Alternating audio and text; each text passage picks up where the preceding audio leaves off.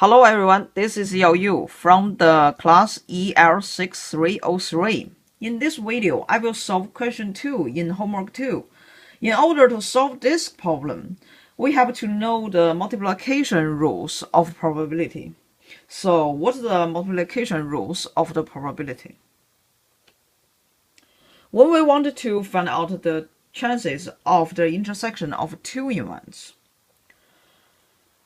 that is, the chances of both events will happen. The formula is written like this. The probability of A and B happening equals to the probability of A happening times the probability of B happening, given that A has already happened. So this is the main theory we need for question 2. And we also need to know the two important facts.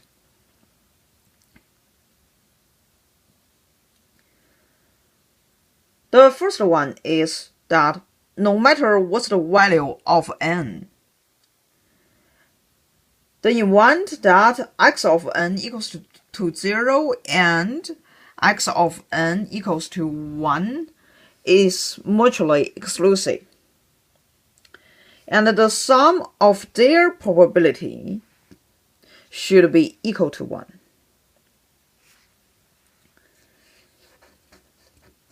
So, right now, we are ready to solve the question 2. For part A, the probability that x2 equals to 1 should be the sum of two parts. That is the probability of x2 equals to 1 intersection with x1 equals to 1 plus the probability of x2 equals to 1 intersected with x1 equal to 0. Now this equation equals to the probability that x2 equals to 1, assuming x1 equals to 1 times the probability x1 equals to 1 plus the probability that x2 equals to 1, assuming x1 equals to 0, times the probability that x1 equals to 0. And the final answer is 0.64. And for part B, we need to find that the probability that x3 equals to 1. Actually, the probability of x3 equals to 1 equals to that the probability x3 equals to 1 given by x2 equals to 1 times the probability that x2 equals to 1 plus the probability that x3 equals to 1 given that x2 equals to 0 times the probability that x2 equals to 0. And this question equals to 0.592. And now let's look at the part C of question 2. The probability of x1 equals to 0, assuming x3 equals to 1. This equation should be equals to the probability that x1 equals to 0 intersect with x3 equals to 1 divided by the probability that x3 equals to 1 and equals to the probability that x3 equals to 1 and given by x1 equals to 0 times the probability that that x1 equals to 0 divided by the probability x3 equals to 1. So, in this equation, we only do not know the probability that x3 equals to 1, assuming x1 equals to 0. And according to the multiplication rules of probability and conditional probability, we know this equation could be equals to the probability that x1 equals to 1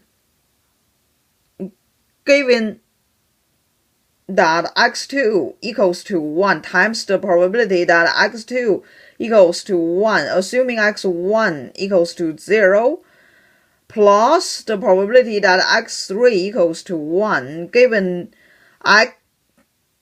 x2 equals to 0 times the probability that x2 equals to 0, assuming x1 equals to 0. And it should be 0.52.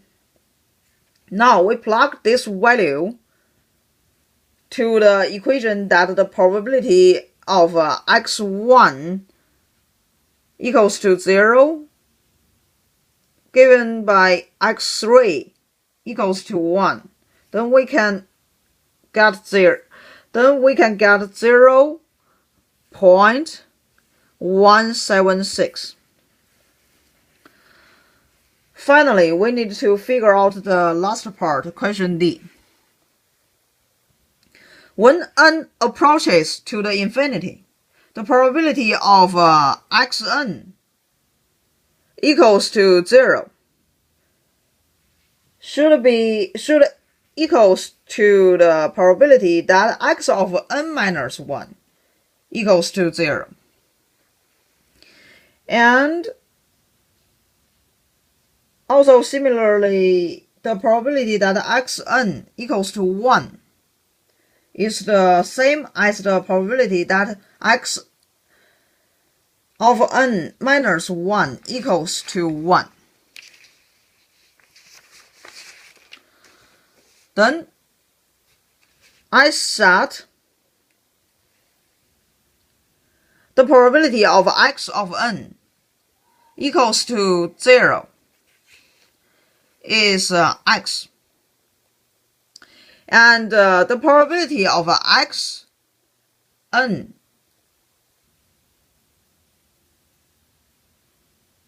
equals to 1 should be 1 minus x.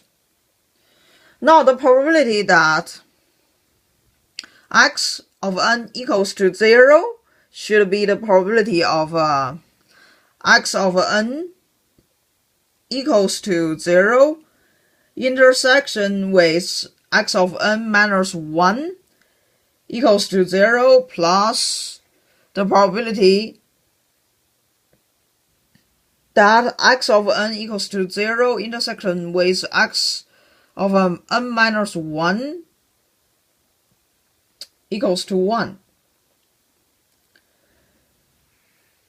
Then we can get x equals to 0.6 times x plus 0.3 times 1 minus x, and at the end we can get x equals to 3/7. This is the answer for part D of question 2.